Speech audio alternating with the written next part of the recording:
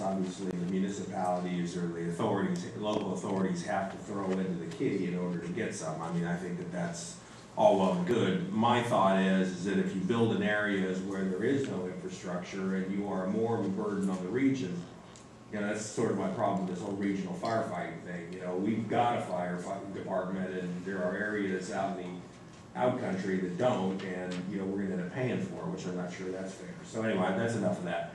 The thing is that with respect to the split between fees that would be paid by commercial development and that would be, which would be paid by residential development, it's all predicated on a 2030 build out. And the fact is if, you know, let's just say for, you know, because I don't want to get into the whole conflict thing or whatever, let's just say that First and whatever street, there's a shopping center there, and the shopping center is 30 or 40 years old, and it's tired and it needs to be refreshed, and somebody goes in there and tears it down and essentially replaces the shopping center, you know, with a new shopping center that is comparable in terms of square foot, because you always have a problem with the parking and all that kind of stuff. But now they have much more vibrant commercial businesses in there that attract a lot of new business.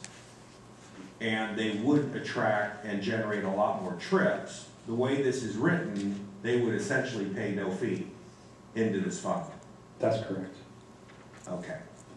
So, okay, that's another thing. So how do we really know when we're looking at a one-for-one exchange of commercial, how do we know what we can expect to generate in terms of revenue over the next 22 years, and how do we know with any degree of certainty that what we would generate from the commercial side would in fact be sufficient to fund all of the, you know, all of the improvements that you have here in your list?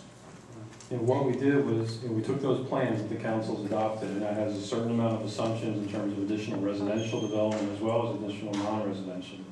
Right. And then we convert all of that development to equivalent dwelling units. Okay. That's the basis, just like in the eastern TDIF. So you convert, you know, there's all sorts of land use tables, but a certain size retail development is the equivalent of, say, 40 single-family dwellings. So that means it's 40 EDUs, and we just divide those numbers of EDUs by the total cost of all the properties. But that assumes we're redeveloping vacant properties. Not necessarily. Well, I mean, most of the properties that will be redeveloped, whether it's a redevelopment area or not, or will be built, there's existing uses there. That's right, and we would net out what's there today. And so but I mean, we haven't looked at property for property, so we don't really know what that would ultimately net. That is true. It's kind of like a sewer fee thing. I mean, we're kind of like putting our wet finger in the wind and trying to figure out where, you know, how much wind we're generating, and hopefully at the end of the day, we're going to have enough money to pay for what we're doing, which we found out we didn't. Oh.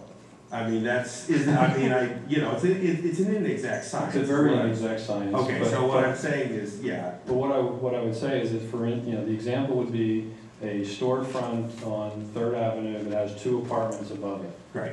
If that storefront or that building were renovated into a comparable size storefront with 3 apartments above it, then only that one apartment would pay the value of that one apartment would pay the fee.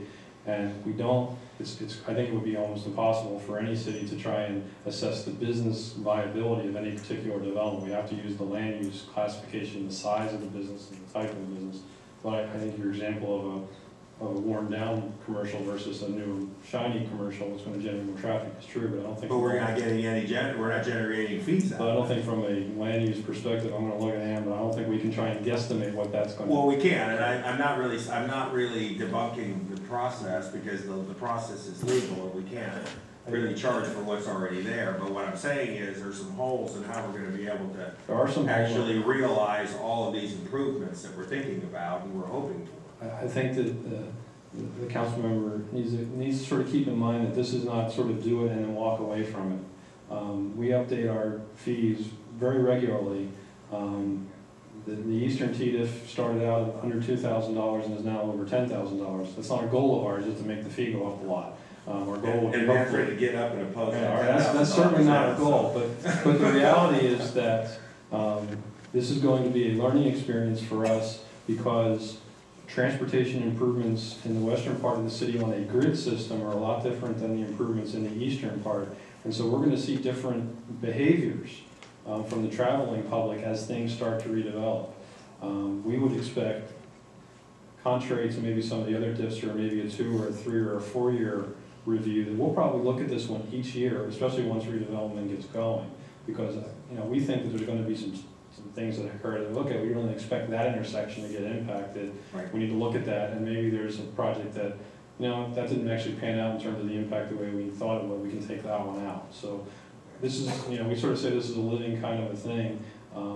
This one needs a lot of proactive management to make sure that we're trying to do what you're saying, and make sure we're collecting what we need to provide the facilities we need. Well, we're gonna have to really look at everything. We're gonna have to look at the level of the fee, we're gonna have to look at how much we're generating, we're gonna have to look at the priority list of projects that we're actually accomplishing, because, as I've gone through your regional, your arterial improvements, you've got a lot of curbs, gutters, and sidewalks, and, somebody redevelops a shopping center in western Chula Vista, they can be expected that they will have to replace those curbs, gutters, sidewalks, and then they'll pay the fee as well, or they get a credit on that. They would have to obviously take care of their site improvements. Right. And then, whatever driveway entrances and things that they put in terms of their specific site improvement, they would be responsible for that. Okay, but I agree with your comment, though, that this is something that we really have to keep a very close look at and, kind of adjust, because, I know, because when I worked in the city of San Diego for a long time, in the urbanized area, you've got a development impact fee, and you assess fees to new development, but that new development, you don't know when that new development's gonna occur, and we never seem to have enough money in any pot in any single community to actually do anything. And all we had was a bunch of people like Mr. West coming up and say, I'm not building anything, and that old farmhouse is gonna stay there, and, and so I think that, I'd like to hear from my colleagues, but, there's a whole lot of issues here, it's not that cut and dry. Thank you, Madam.